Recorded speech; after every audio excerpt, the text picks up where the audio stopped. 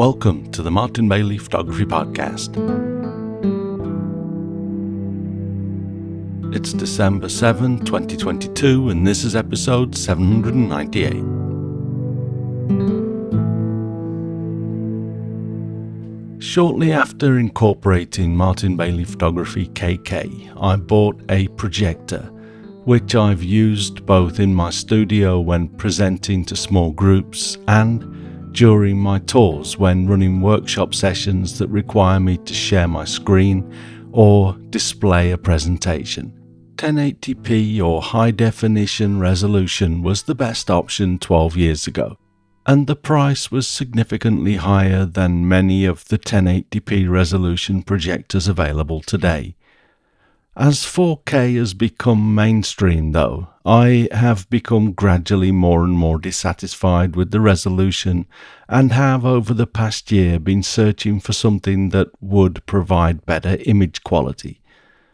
The one thing I've learned during my search is that regardless of how much marketing blurb the maker strings together about the outstanding image quality of the projector, if it's 1080p or high definition resolution, it will never be more than mediocre. I have even bought two 1080p projectors hoping that the blurb was accurate, but I've returned both of them as they just didn't make the grade. It became apparent that if I wanted to get better resolution, I would have to spring for a 4K projector. But some of these are way more than I could warrant paying until I found an interesting looking model called I don't actually know what it's called. It's XGIMI. So I'm going to say XGIMI Horizon Pro 4K projector. The price was still up there, but less than similar projectors with 4K resolution. I'm going to share a review of this projector today, and for the most part, my review is very positive. But I have to tell you that I almost walked away from this purchase because of a very sneaky move the reseller pulled here in Japan where I bought my projector. I have had my eye on this projector for several weeks, but because I didn't need it until January for my upcoming winter tours, I decided to wait and see what happened to the price during the Amazon Japan Black Friday sale. I'll include links to the projector for B&H Photo Video, although they don't have the case that I'll mention in stock, so I'll use an Amazon.com link for that. And if you buy with these links, you will be helping to support the podcast, as I get a small payment when you buy. I bought mine from Amazon.co.jp though, and I was initially happy to find that the projector I had my eye on was indeed included in the Black Friday sale. But when I checked the price, the reseller had increased the base price by 15% more than it had been up until the sale, and they were now marking up the projector at the same price but calling it a 15% discount. My knee-jerk reaction was to delete the projector from my cart and walk away. Towards the end of the sale though, as I do need better image quality for my workshop sessions, I decided that I would bite the bullet and get this projector anyway. I wasn't happy with this business practice at all, but I am happy to say that the projector has far surpassed my expectations. And so although it was a lot of money, I am pleased with the purchase. And I think my workshop session attendees will be much happier now that they'll be able to easily read the text on my screen and see much more detail in my presentations and demonstrations. So we'll start with a photo of the XGIMI Horizon Pro 4K projector with its box, remote control, power adapter and power cable. There is also a manual that comes with the projector and a pamphlet that provides information on installing Netflix that was unnecessary as it was already installed. The projector itself is a little chunkier than I'd hoped, but the Harman Kardon speakers it houses on its sides sounds fantastic, and they are louder than I'll ever need unless I get a gig at the Royal Albert Hall or a similar sized venue. If anything, I would actually like the ability to turn the volume down a little lower than I can before the projector switches somewhat prematurely into mute mode. But the sound is so good, I'm not going to worry about this too much. Above all though, I was really happy to see that the 4K resolution really does produce a stunning image.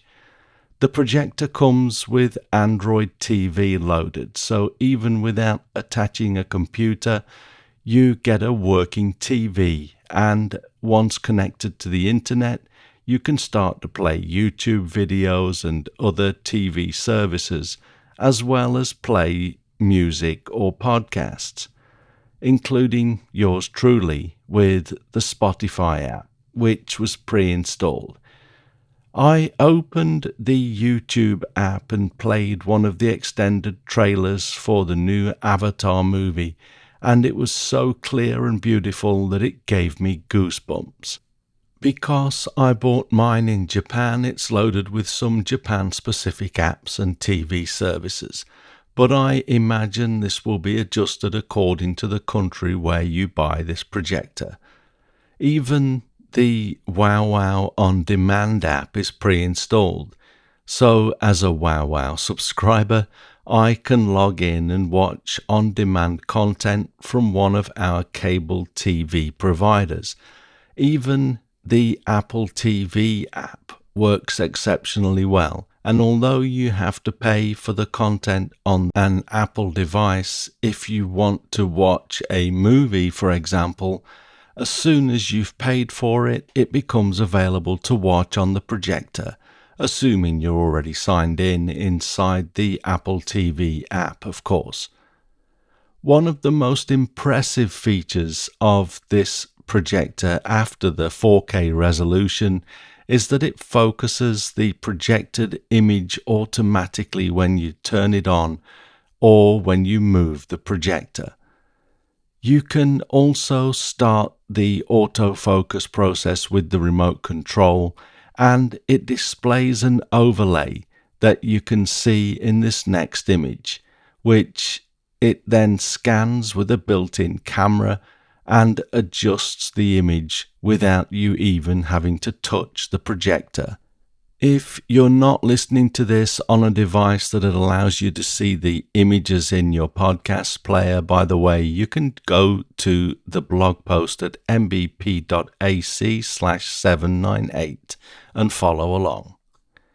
Similarly, you can use automatic keystone adjustment, which, in addition to ensuring that your image is square, will also adjust the size to avoid any obstructions on your wall, or automatically adjust to fit inside the frame of a projector screen. I bought a 100-inch portable screen also for use on my Japan tours, which helps to provide a high-quality image. But even when projected onto a lightly textured wallpapered wall, it looks great, and the automatic keystone feature adjusted the image size to avoid a door frame that the projected image overlapped until I moved the projector a little. It's very impressive how it all works. Note that for the photos of the screen that I included in this post, I was simply projecting onto some uneven background paper, so the image isn't as square and flat as it would be if I had used a proper projector screen. One thing that the cheaper projectors that I bought had that this projector does not is a case. It does have a case, but you have to buy it separately if you want to be able to carry the projector around, and the Amazon marketing blurb conveniently omitted this information from the product page. As you can see though, the dedicated carrying case is a nice looking case and fits the projector and cables perfectly.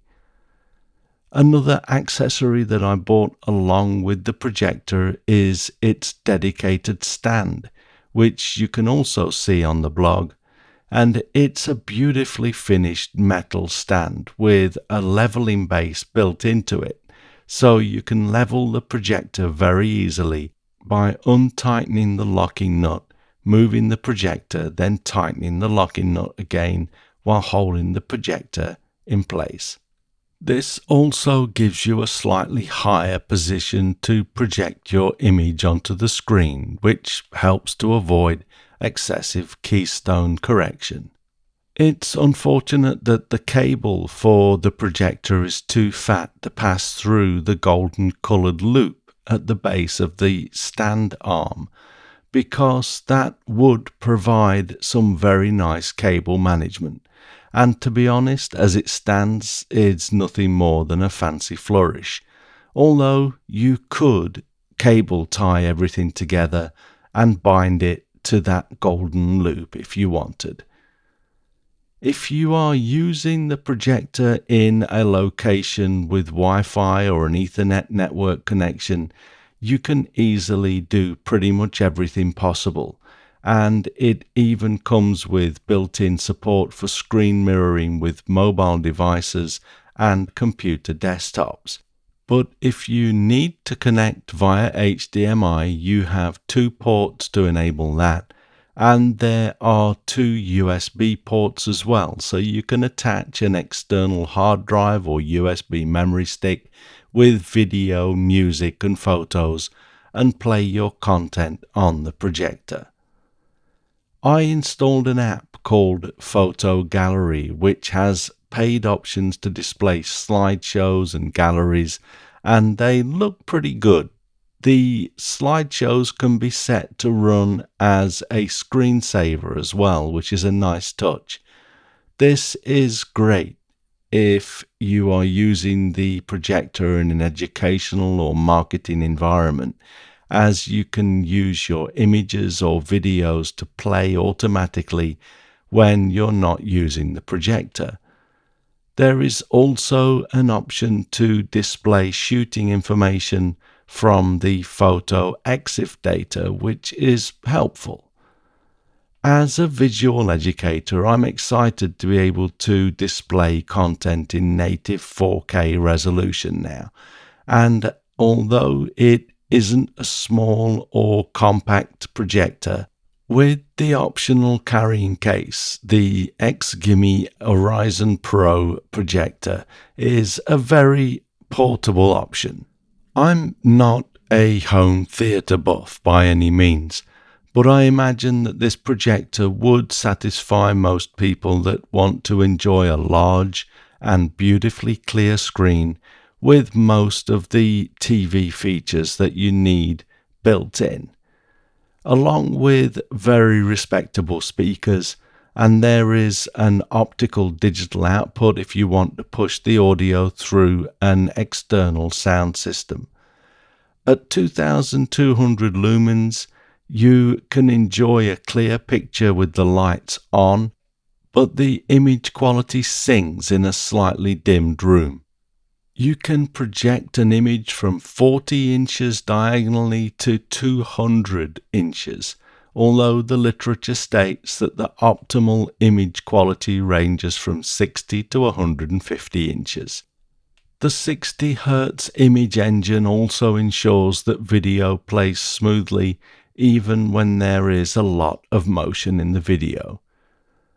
As I mentioned, this is not a budget projector by any means. The price I see on B&H Photo is $1,699 for the projector, and the stand is $99. The carrying case is available on Amazon.com and is $69.